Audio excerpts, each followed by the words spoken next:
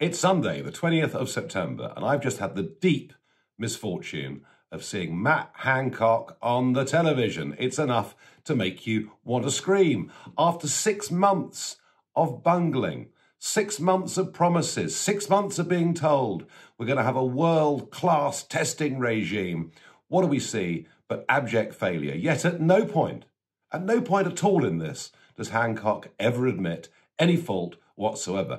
No, the truth is, the reason so many parts of England are now back in lockdown, and perhaps, who's to say, the rest of the country within 48 hours, it's all your fault. That's right, it's your fault. Not only have you behaved irresponsibly, but despite being encouraged to go and get tests, it's now your fault because too many of you have gone to get tests, and the whole thing collapsed last week. And now we learn from the Sunday papers that if you get a positive test and you leave your house, you'll be fined £1,000. Do it again and you'll be fined £10,000. Now look, I don't want irresponsible behaviour, but £10,000, it seems pretty draconian. But here's the worst bit. Supposing somebody who's tested positive says they've spent some time with you, and you then get a phone call from our track and trace system. Now, of course, I know that's unlikely because hardly anybody ever gets rung by them because it doesn't work. But whether the information that's been given is accurate or not, you too, even though you have not got the virus or may not have the virus, you too, if you leave your house more than once, are subject to a £10,000 fine. And it's the same if you organise a big demonstration. Again, you could be fined £10,000. Oh, but if you want to go and desecrate the cenotaph, or vandalise Churchill's statue, or topple statues and chuck them in the dock in Bristol, or even wear paramilitary uniforms and march through the streets of Brixton, well, that's fine, because you can pretty much guarantee that nothing will happen to you. This is all bad law, bad policing, and utterly and entirely disproportionate. And it's the way these measures are brought in. You know, it's Prefect Hancock and a small group in Number 10 that have decided this figure of £10,000. They have done it without any parliamentary debate or scrutiny whatsoever. We are supposed to be living in a democracy. Actually, it's becoming increasingly like an elective dictatorship. In fact, the level of government control is so bad. Well, of course, the Labour Party support it. Angela Rayner this morning, yes, Labour's fully behind these measures. I mean, you'd think, the way the government's behaving, you'd think Jeremy Corbyn had actually won the last election.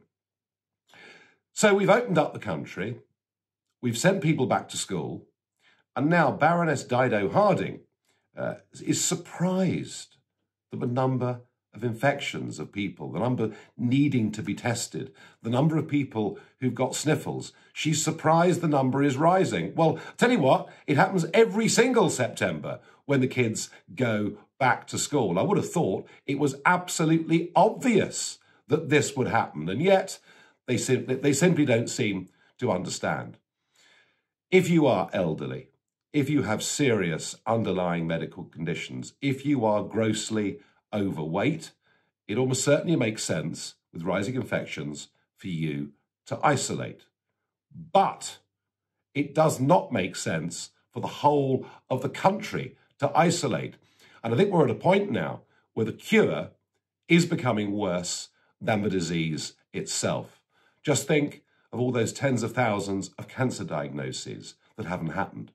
The number of people with chronic heart conditions who simply haven't been treated. And goodness knows what the effect on millions of people is in terms of their mental health, their well-being, domestic violence, suicide.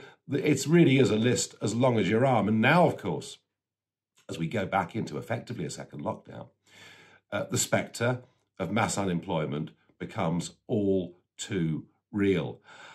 I know people who've had this and have suffered from it, but equally, I know lots of people who've had it and have barely even known. It's barely registered until they've had the antibody test. And the absolute truth is, we have got to learn to live with this disease. Like everybody, I'd rather it hadn't escaped from China, but it did. We've got to learn to live with it. Another second national lockdown. It'll be England to start, but the others will follow. Another second national lockdown will be a complete and utter catastrophe. Now, Boris, we're told, is going to speak to the nation on Tuesday. We expect him to announce a circuit break. That is just number 10 spin for a second lockdown. So I think the time has come for us to say loudly and clearly no to a second lockdown. Question is, what can you do about it? Well, this government operates far more on followership than it does on leadership. It responds to public opinions. It responds to polls saying that what they do is unpopular. In fact, we've seen more U-turns from this government than I've ever seen in my life.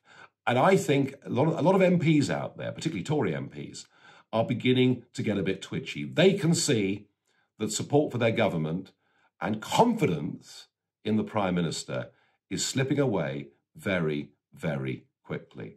So don't think this is a waste of time. It's not. Lobby your MP and ask two things of them.